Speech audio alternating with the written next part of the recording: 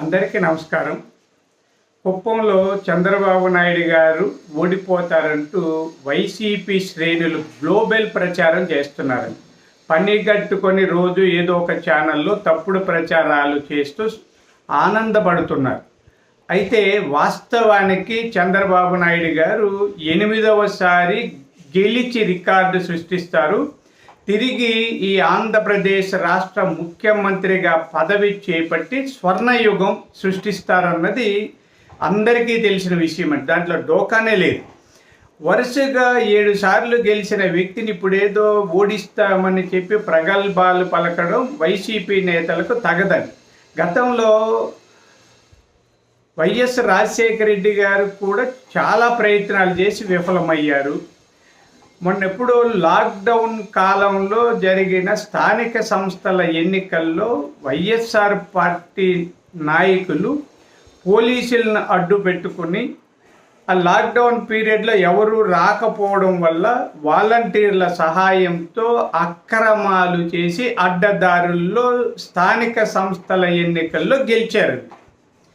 ఆ వాపును చూసి బలుపనుకుంటున్నారు. అంతే తప్ప వాస్తవానికి అక్కడ చంద్రబాబు నాయుడు గారిని ఎవరు ఏమీ చేయలేరు. ఆయన ఓడించడం ఎవరి తరము కాదని మనం ఒకసారి ఆయన ఎన్నికల్లో గెలిచిన డేటాను పరిశీలిస్తే కూడా అది అర్థమవుతుంది.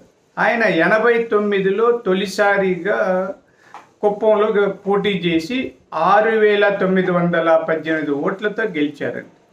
తర్వాత 94లో 56,888 ఓట్లు సాధించారు. అంటే 5 ఏళ్లలో ఆయన ప్రతిష్ట ఎంత పెరిగిందో చూడండి. ఇక 99లో 65,687 ఓట్లు, 2004లో 59,588 ఓట్లు, 2009లో 46,066 ఓట్లు, 2014లో 47,121 ఓట్లు, 2019లో 30,722 ఓట్లు మెజారిటీ సాధిస్తూ వచ్చారు.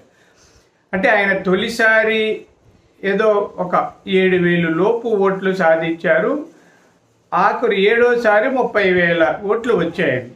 అంటే ఈ మధ్యలో 65,000 ఓట్లు పైగా కూడా సాధించిన దాఖలాలు ఉన్నాయి. ఇవన్నీ పరిశీలించినా, ఏ లెక్కలు వేసినా, ఎలా చూసినా చంద్రబాబు నాయుడు గారు భారీ మెజారిటీతో గెలుస్తారన్న విషయం స్పష్టంగా తేలిపోతుందండి. ఇప్పటికైనా వైఎస్ఆర్ పార్టీ నాయకులు గ్లోబల్ ప్రచారం చేయడం మానుకోండి. వచ్చే ఫలితాలు రాష్ట్ర వ్యాప్తంగా టీడీపీకి అనుకూలంగా ఉంటాయి. చంద్రబాబు నాయుడు గారు తిరిగి ముఖ్యమంత్రి అవుతారు. మా ఉమ్మడి చిత్తూరు జిల్లాలో ఉన్న 14 స్థానాల్లో మెజారిటీ స్థానాలు, దాదాపు 10 స్థానాల వరకు టీడీపీ గెలుచుకుంటుందన్న విశ్వాసం మాకుంది. వైఎస్ఆర్ పార్టీ వాళ్ళు ఇక నుంచి అయినా జాగ్రత్తగా మాట్లాడడం నేర్చుకుంటే మంచిదనేది నా హితవండి.